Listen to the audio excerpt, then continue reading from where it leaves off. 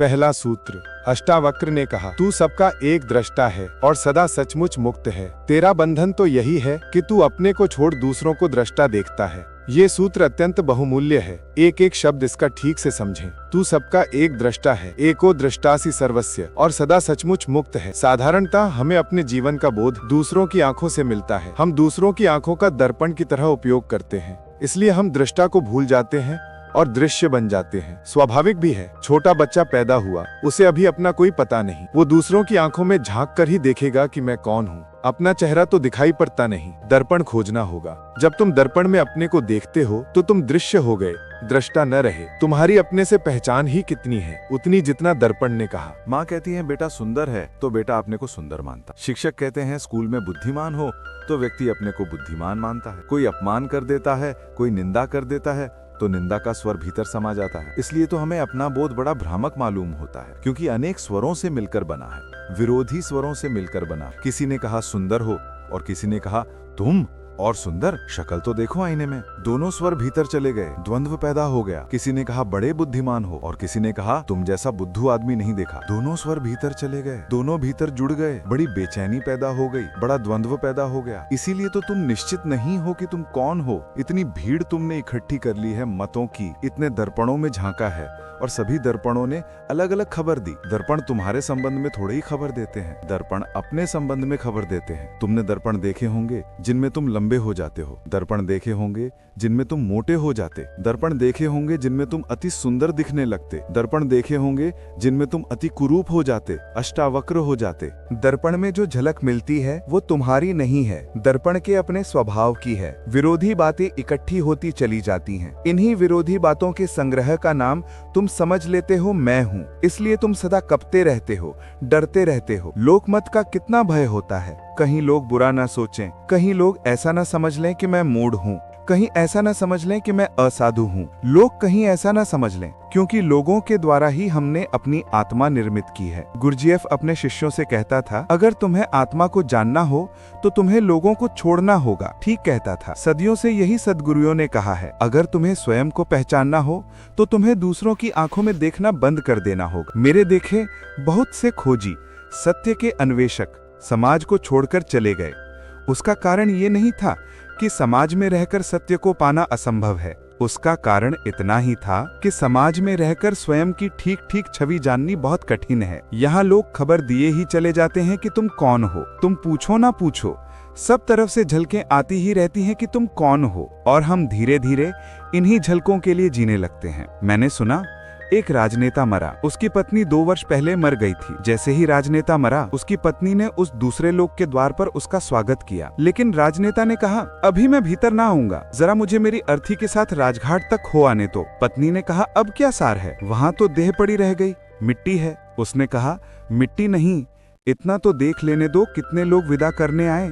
राजनेता और उसकी पत्नी भी अर्थी के साथ साथ। किसी को तो दिखाई ना पड़ते थे, पर उनको अर्थी दिखाई पड़ती थी।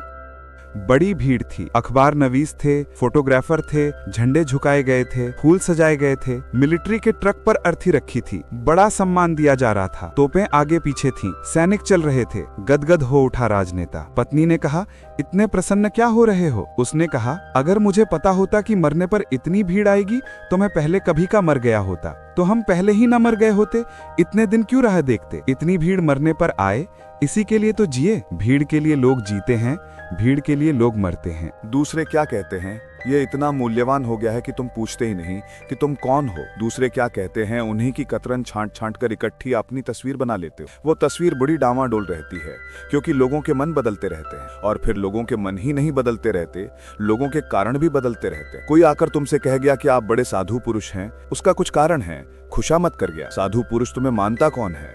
अपने को छोड़कर इस संसार में कोई किसी को साधु पुरुष नहीं मानता। तुम अपनी ही सोचो ना, तुम अपने को छोड़कर किसको साधु पुरुष मानते हो? कभी कभी कहना पड़ता है, जरूरतें हैं, जिंदगी है, अड़चने हैं। झूठे को सच्चा कहना पड़ता है, दुर्जन को सज्जन कहना पड़ता है, कुरूप को सुंदर की तरह प्रशंसा करनी पड़ती है, स्तुति करनी पड़ती है, खुशामद करनी पड़ती है। खुशामद इसीलिए तो इतनी बहुमूल्य है। खुशामद के चक्कर में लोग क्यों आ जाते हैं? मूड से मूड आदमी से भी कहो कि तुम महाबुद्धिमान हो तो वो भी इनकार नहीं करता, क्योंकि उसको अपना तो कुछ पता नहीं है। तुम जो कहते हो वही सुनता है, तुम जो कहते हो वही हो जाता है। तो उनके कारण बदल जाते हैं। कोई कहता है सुंदर हो, कोई कहता है असुंदर हो, कोई कहता है भले हो, कोई कहता है बुरे हो। ये सब इकट्ठा होता चला जाता है और इन विपरीत मतों के आधार पर तुम अपनी आत्मा का निर्माण कर लेते हो। तुम ऐसी बैलगाड़ी पर सवार हो जिसमें सब तरफ बैल जुते हैं, जो सब दिशाओं में एक साथ जा रही है। तुम्हारे अस्थिपंजर ढीले हुए जा रहे हैं, तुम सिर्फ घसीटते हो, कहीं पहुंचते नहीं, पहुंच सकते नहीं। पहला सूत्र है आज का, तू सबका एक दृष्टा है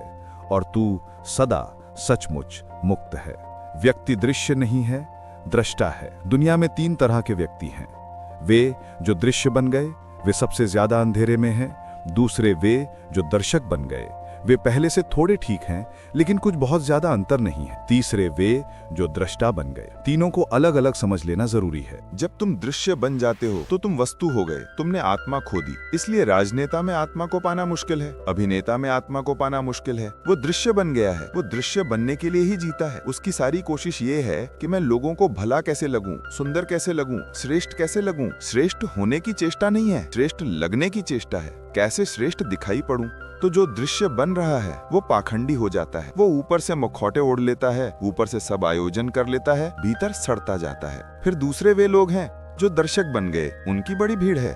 स्वभावतः पहले तरह के लोगों के लिए दूसरे तरह के लोगों की जरूरत है, नहीं तो दृश्य बनेंगे लोग कैसे। कोई राजनेता बन जाता है, फिर ताली बजाने वाली भीड़ मिल जाती है, तो दोनों में बड़ा मेल बैठ जाता है। नेता हो तो अनुयायी भी चाहिए, कोई नाच रहा हो तो दर्शक भी चाहिए, कोई गीत गा रहा हो तो सुनने वाले भी चाहिए। तो कोई दृश्य बनने में लगा है, कुछ दर्शक बनकर रह गए हैं। दर्शकों की बड़ी भीड़ है। पश्चिम के मनोवैज्ञानिक बड़े चिंतित है, क्योंकि लोग बिल्कुल ही दर्शक होकर रह गए हैं। फिल्म देख आते हैं, रेडियो खोल लेते हैं, टेलीविजन के सामने बैठ जाते हैं घंटों। अमेरिका में करीब करीब औसत आदमी 6 घंटे रोज टेलीविजन देख रहा है। फुटबॉल का मैच हो देखाते हैं, कुश्ती हो रही हो तो देखाते हैं, क्रिकेट हो तो देखाते हैं, ओलंपिक हो तो देखाते हैं। बस सिर्फ देखने वाले रह गए हैं। खड़े हैं दर्शक की तरह राह के किनारे राहगीर। जीवन का जुलूस निकल रहा है, तुम देख रहे हो। कुछ हैं जो जीवन के जुलूस में सम्मिलित हो गए हैं। वो जरा कठिन धंधा है, वहाँ बड़ी प्रतियोगिता है। जुलूस में सम्मिलित होना जरा मुश्किल है। बड़े संघर्ष और बड़े आक्रमण की जरूरत है, लेकिन जुलूस को देखने वालों की भी जरूरत है। वे किनारे खड़े देख रहे हैं, अगर वे ना हो तो जुलूस भी विदा हो जाए। तुम थोड़ा सोचो, अगर अनुयायी ना चले पीछे तो नेताओं का क्या हो। अकेले झंडा ऊंचा रहे हमारा, बड़े बुद्धू मालूम पड़े, बड़े पागल मालूम पड़े। राह किनारे लोग चाहिए, भीड़ चाहिए, तो पागलपन भी ठीक मालूम पड़ता है। तुम थोड़ा सोचो, कोई देखने ना आए और क्रिकेट का मैच होता रहे, मैच के प्राण निकल गए। मैच के प्राण मैच में थोड़े ही हैं, देखने जो लाखों लोग इकट्ठे होते हैं उनमें हैं। और आदमी अद्भुत है, आदमी तो घुड़दौड़ देखने भी जाते हैं। ये पूरा कोरेगांव पार्क घुड़दौड़ देखने वालों की बस्ती है। ये बड़ी हैरानी की बात है, आदमी को दौड़ाओ, कोई घोड़ा देखने नहीं आता। घोड़े दौड़ते हैं, आदमी देखने जाते हैं। ये घोड़ों से भी गई बीपी स्थिति हो गई। देखते ही देखते जिंदगी बीत जाती है। दर्शक, प्रेम करते नहीं तुम, फिल्म में प्रेम चलता है वो देखते हो। नाचते नहीं तुम, कोई नाचता है तुम देखते हो। गीत तुम नहीं गुनगुनाते, कोई गुनगुनाता है तुम सुनते हो। तुम्हारा जीवन अगर नपुंसक हो जाए, अगर उसमें से सब जीवन ऊर्जा खो जाए, तो आश्चर्य क्या। तुम्हारे जीवन में कोई गति नहीं है, कोई ऊर्जा का प्रवाह नहीं है, तुम मुर्दे की भांति बैठे हो। बस तुम्हारा कुल काम इतना है कि देखते रहो, कोई दिखाता रहे तुम देखते रहो। ये 2 ही की बड़ी संख्या है दुनिया में, दोनों एक दूसरे से बंधे हैं। मनोवैज्ञानिक कहते हैं कि दुनिया में हर बीमारी के 2 पहलू होते हैं।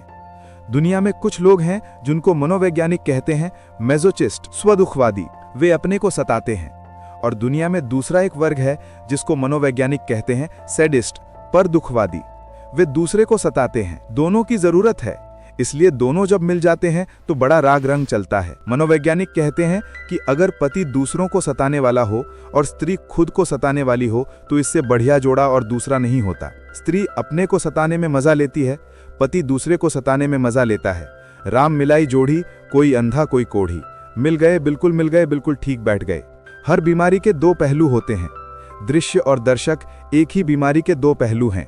स्त्रियां आमतौर से दृश्य बनना पसंद करती हैं, पुरुष आमतौर से दर्शक बनना पसंद करते हैं। मनोवैज्ञानिकों की भाषा में स्त्रियों को वे कहते हैं एग्जिबिशनिस्ट, नुमाइशी। उनका सारा रस नुमाइश बनने में है। मुल्ला नसरुद्दीन मक्खियां मार रहा था। बहुत मक्खियां हो गई थीं तो पत्नी ने कहा, इनको हटाओ। आईने के पास मक्खियां मार रहा था। बोला कि एक जोड़ा 2 मादाएं बैठी हैं। पत्नी ने कहा, हद हो गई, तुमने पता कैसे चलाया कि नर हैं कि मादा हैं? उसने कहा, घंटे भर से आईने पर बैठी हैं, मादाएं होनी चाहिए, नर को आईने के पास क्या करना? स्त्रियां आईने से छूट ही नहीं पाती, आईना मिल जाए तो चुंबक की तरह खींच लेता है। सारी जिंदगी आईने के सामने बीत रही है, कपड़ों में, वस्त्रों में, सजावट में, श्रृंगार में। और बड़ी हैरानी की बात है, इतनी सज धज कर निकलती हैं, फिर कोई धक्का दे तो नाराज होती हैं, कोई धक्का ना दे तो भी दुखी होंगी, क्योंकि धक्का देने के लिए इतना सज धजने का इंतजाम था, नहीं तो प्रयोजन क्या था? पति के सामने स्त्रियां नहीं सजती, पति के सामने तो वे भैरवी बनी बैठी हैं, क्योंकि वहां धक्का मुक्का समाप्त हो चुका है। लेकिन घर के बाहर जाएं तब बड़ी तैयारी करती हैं, वहां दर्शक मिलेंगे, वहां दृश्य बनना है। मनुष्य को, पुरुष को मनोवैज्ञानिक कहते हैं वायुर। उसकी सारी नजर देखने में है, उसका सारा रस देखने में है। स्त्रियों को देखने में रस नहीं है, दिखाने में रस है। इसीलिए तो स्त्री पुरुषों का जोड़ा बैठ जाता है। बीमारी के 2 पहलू बिल्कुल एक साथ बैठ जाते हैं, और ये दोनों ही अवस्थाएं रुग्ण हैं। अष्टावक्र कहते हैं, मनुष्य का स्वभाव दृष्टा का है, ना तो दृश्य बनना है और ना दर्शक। अब कभी यह भूल मत कर लेना। कई बार मैंने देखा है कुछ लोग यह भूल कर लेते हैं, वे समझते हैं दर्शक हो गए तो दृष्टा हो गए। इन दोनों शब्दों में बड़ा बुनियादी फर्क है। भाषा कोश में शायद फर्क ना हो, वहां दर्शक और दृष्टा का एक ही अर्थ होगा, लेकिन जीवन के कोश में बड़ा फर्क है। दर्शक का अर्थ है दृष्टि दूसरे पर है, और दृष्टा का अर्थ है दृष्टि अपने पर है। दृष्टि देखने वाले पर है तो दृष्टा, और दृष्टि दृश्य पर है तो दर्शक। बड़ा क्रांतिकारी भेद है, बड़ा बुनियादी भेद है। जब तुम्हारी नजर दृश्य पर अटक जाती है और तुम अपने को भूल जाते हो तो दर्शक।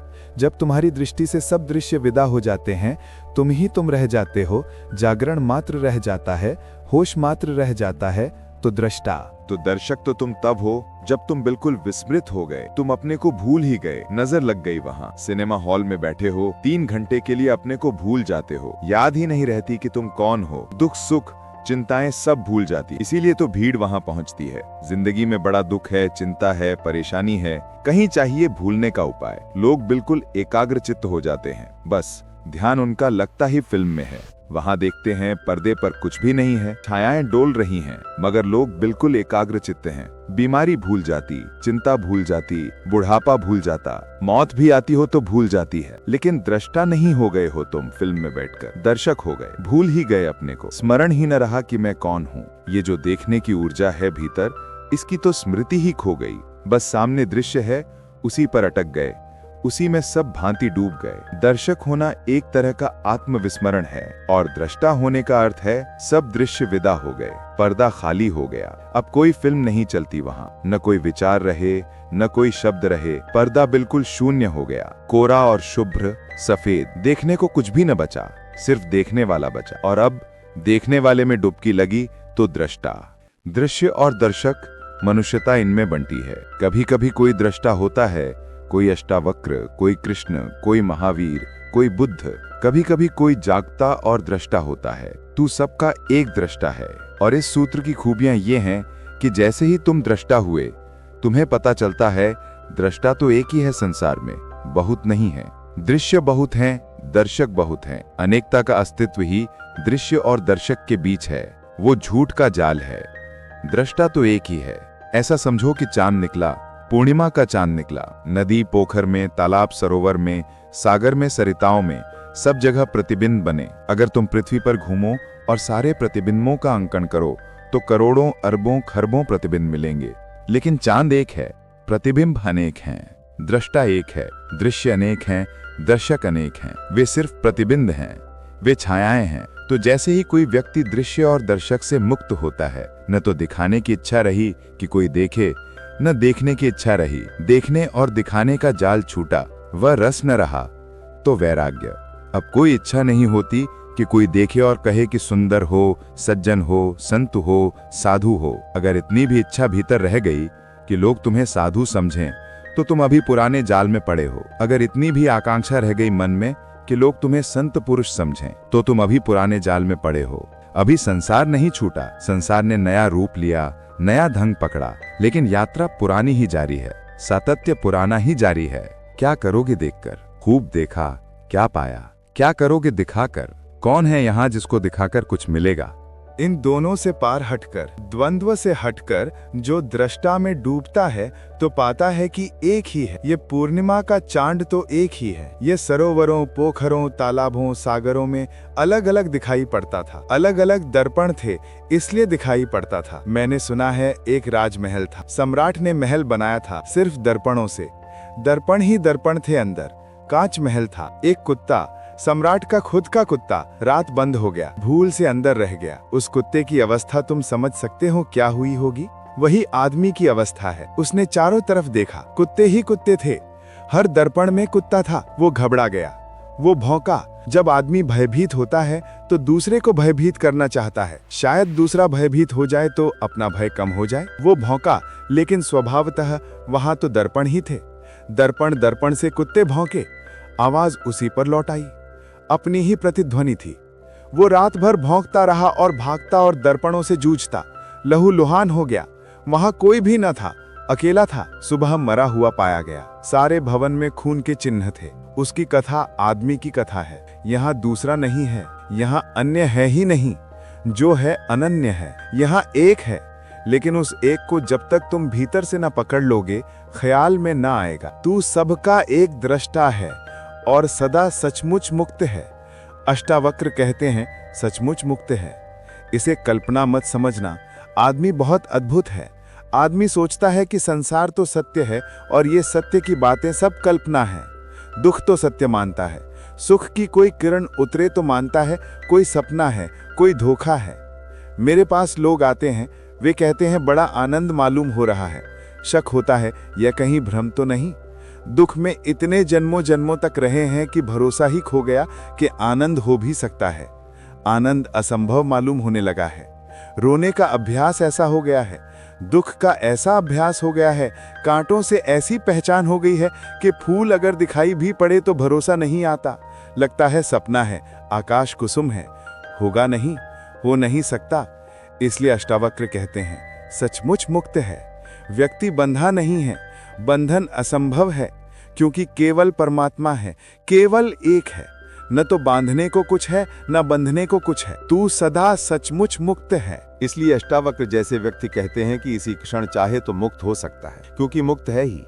मुक्ति में कोई बाधा नहीं है। बंधन कभी पड़ा नहीं, बंधन केवल माना हुआ है। तेरा बंधन तो यही है कि तू अपने को छोड़ दूसरे को दृष्टा देखता है। एको दृष्टासी सर्वस्य मुक्त प्रायोसी सर्वदा। अयमेव हिके बंधो दृष्टारम पश्यसी तरम। एक ही बंधन है कि तू अपने को छोड़ दूसरे को दृष्टा देखता है, और एक ही मुक्ति है कि तू अपने को दृष्टा जान ले। तो इस प्रयोग को थोड़ा करना शुरू करें। देखते हैं, वृक्ष के पास बैठे हैं, वृक्ष दिखाई पड़ रहा है, तो धीरे धीरे वृक्ष को देखते देखते उसको देखना शुरू करें जो वृक्ष को देख रहा है। जरा से हेर फेर की बात है। साधारणतः चेतना का तीर वृक्ष की तरफ जा रहा है। इस तीर को दोनों तरफ जाने दें। इसका फल दोनों तरफ कर लें। वृक्ष को भी देखें और साथ ही चेष्टा करें उसको भी देखने की जो देख रहा है। देखने वाले को न भूलें। देखने वाले को पकड़ पकड़ लें। बार बार भूलेगा, पुरानी आदत है, जन्मों की आदत है। भूलेगा, लेकिन बार बार देखने वाले को पकड़ लें। जैसे जैसे देखने वाला पकड़ में आने लगेगा, कभी कभी क्षण भर को ही आएगा, लेकिन क्षण भर को ही पाएंगे कि एक अपूर्व शांति का उदय हुआ, एक आशीष बरसा, एक सौभाग्य की किरण उतरी। एक क्षण को भी अगर ऐसा होगा तो एक क्षण को भी मुक्ति का आनंद मिलेगा, और वो आनंद तुम्हारे जीवन के स्वाद को और जीवन की धारा को बदल देगा। शब्द नहीं बदलेंगे तुम्हारे जीवन की धारा को, शास्त्र नहीं बदलेंगे, अनुभव बदलेगा, स्वाद बदलेगा। यहाँ मुझे सुन रहे हैं, दो तरह से सुना जा सकता है। सुनते वक्त मैं जो बोल रहा हूं, अगर उस पर ही ध्यान रहे और तुम अपने को भूल जाओ तो फिर तुम दृष्टा न रहे, श्रोता न रहे, श्रावक न रहे। तुम्हारा ध्यान मुझ पर अटक गया तो तुम दर्शक हो गए। आंख से ही दर्शक नहीं हुआ जाता, कान से भी दर्शक हुआ जाता है। जब भी ध्यान ऑब्जेक्ट पर, विषय पर अटक जाए तो तुम दर्शक हो गए। सुनते वक्त सुनो मुझे, साथ में उसको भी देखते रहो, पकड़ते रहो, टटोलते रहो जो सुन रहा है। निश्चित ही तुम सुन रहे हो, मैं बोल रहा हूं। बोलने वाले पर ही नजर न रहे, सुनने वाले को भी पकड़ते रहो, बीच बीच में उसका ख्याल लेते रहो। धीरे धीरे तुम पाओगे कि जिस घड़ी में तुमने सुनने वाले को पकड़ा, उसी घड़ी में तुमने मुझे सुना। शेष सब व्यर्थ गया। जब तुम सुनने वाले को पकड़कर सुनोगे, तब जो मैं कह रहा हूं वही तुम्हें सुनाई पड़ेगा। और अगर तुमने सुनने वाले को नहीं पकड़ा है तो तुम न मालूम क्या क्या सुन लोगे, जो ना तो मैंने कहा, ना अष्टावक्र ने कहा। तब तुम्हारा मन बहुत से जाल बुन लेगा। तुम बेहोश हो, बेहोशी में तुम कैसे होश की बातें समझ सकते हो? ये बातें होश की हैं, ये बातें किसी और दुनिया की हैं। तुमने अगर नींद में सुना तो तुम इन बातों के आसपास अपने सपने गूंथ लोगे, तुम इन बातों का रंग खराब कर दोगे, तुम इनको पोत लोगे, तुम अपने ढंग से इनका अर्थ निकाल लोगे, तुम इनकी व्याख्या कर लोगे। तुम्हारी व्याख्या में ही ये अद्भुत वचन मुर्दा हो जाएंगे। तुम्हारे हाथ लाश लगेगी अष्टावक्र की। जीवित अष्टावक्र से तुम चूक जाओगे, क्योंकि जीवित अष्टावक्र को पकड़ने के लिए तो तुम्हें अपने दृष्टा को पकड़ना होगा। वहां है जीवित अष्टावक्र। इसे ख्याल में लो। सुनते हो मुझे, सुनते सुनते उसको भी सुनने लगो जो सुन रहा है। तीर दोहरा हो जाए, मेरी तरफ और तुम्हारी तरफ भी हो। अगर मैं भूल जाऊं तो कोई हर्जा नहीं, लेकिन तुम नहीं भूलने चाहिए। और एक ऐसी घड़ी आती है जब ना तो तुम रह जाते हो ना मैं रह जाता हूं। एक ऐसी परम शांति की घड़ी आती है जब दो नहीं रह जाते, एक ही बचता है। तुम ही बोल रहे हो, तुम ही सुन रहे हो, तुम ही देख रहे हो, तुम ही दिखाई पड़ रहे हो। उस घड़ी के लिए ही इशारा अष्टावक्र कर रहे हैं कि वो एक है दृष्टा और सदा सचमुच मुक्त है। बंधन स्वप्न जैसा है। आज रात तुम पूना में सोओगे, लेकिन नींद में तुम कलकत्ते में हो सकते हो, दिल्ली में हो सकते हो, काठमांडू में हो सकते हो, कहीं भी हो सकते हो। सुबह जागकर फिर तुम अपने को पूना में पाओगे। सपने में अगर काठमांडू चले गए तो लौटने के लिए कोई हवाई जहाज से यात्रा नहीं करनी पड़ेगी, न ट्रेन पकड़नी पड़ेगी, न पैदल यात्रा करनी पड़ेगी।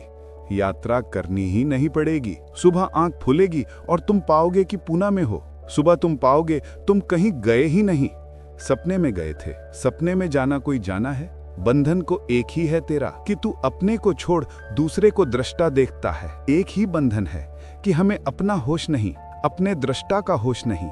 एक तो ये अर्थ है इस सूत्र का। एक और भी अर्थ है, वो भी ख्याल में ले लेना चाहिए। साधारणतः अष्टावक्र के ऊपर जिन्होंने भी कुछ लिखा है उन्होंने दूसरा ही अर्थ किया है, इसलिए वो दूसरा अर्थ भी समझ लेना जरूरी है। वो दूसरा अर्थ भी ठीक है, दोनों अर्थ साथ साथ ठीक हैं। तेरा बंधन तो यही है कि तू अपने को छोड़ दूसरे को दृष्टा देखता है। तुम मुझे सुन रहे हो, तुम सोचते हो कान सुन रहा है। तुम मुझे देख रहे हो, तुम सोचते हो आंख देख रही है। आंख क्या देखेगी? आंख को दृष्टा समझ रहे हो तो भूल हो गई। देखने वाला तो आंख के पीछे है, सुनने वाला तो कान के पीछे है। तुम मेरे हाथ को छुओ तो तुम सोचोगे तुम्हारे हाथ ने मेरे हाथ को छुआ। गलती हो रही है। छूने वाला तो हाथ के भीतर छिपा है, हाथ क्या छुएगा? कल मर जाओगे, लाश पड़ी रह जाएगी, लोग हाथ पकड़े बैठे रहेंगे, कुछ भी न छुएगा। लाश पड़ी रह जाएगी, संगीत होगा, बैंड बाजे बजेंगे, कान पर चोट भी लगेगी, झंकार भी आएगी, लेकिन कुछ भी सुनाई ना पड़ेगा। जिसे सुनाई पड़ता था, जिसे दिखाई पड़ता था, जिसे स्पर्श होता था, स्वाद होता था, वो जा चुका। इंद्रियां नहीं अनुभव लाती, इंद्रियों के पीछे छिपा हुआ कोई। तो दूसरा अर्थ इस सूत्र का है कि तुम अपने को ही दृष्टा जानना, शरीर को मत जान लेना, आंख को, कान को, इंद्रियों को मत जान लेना, भीतर की चेतना को ही दृष्टा जानना। मैं करता हूँ ऐसे अहंकार रूपी अत्यंत काले सर्प से दंशित हुआ तू। मैं करता नहीं हूँ ऐसे विश्वास रूपी अमृत को पीकर सुखी हो। अहम करता इति, मैं करता हूं ऐसे अहंकार रूपी अत्यंत काले सर्प से दंशित हुआ तू। हमारी मान्यता ही सब कुछ है।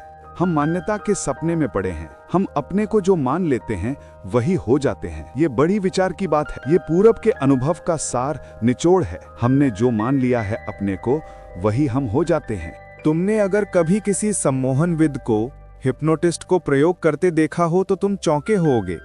अगर वो किसी व्यक्ति को सम्मोहित करके कह देता है, पुरुष को, कि तुम स्त्री हो, और फिर कहता है उठो चलो, तो वो आदमी स्त्री की तरह चलने लगता है। बहुत कठिन है स्त्री की तरह चलना। उसके लिए खास तरह का शरीर का ढांचा चाहिए। स्त्री की तरह चलने के लिए गर्भ की खाली जगह चाहिए पेट में, अन्यथा कोई स्त्री की तरह चल नहीं सकता।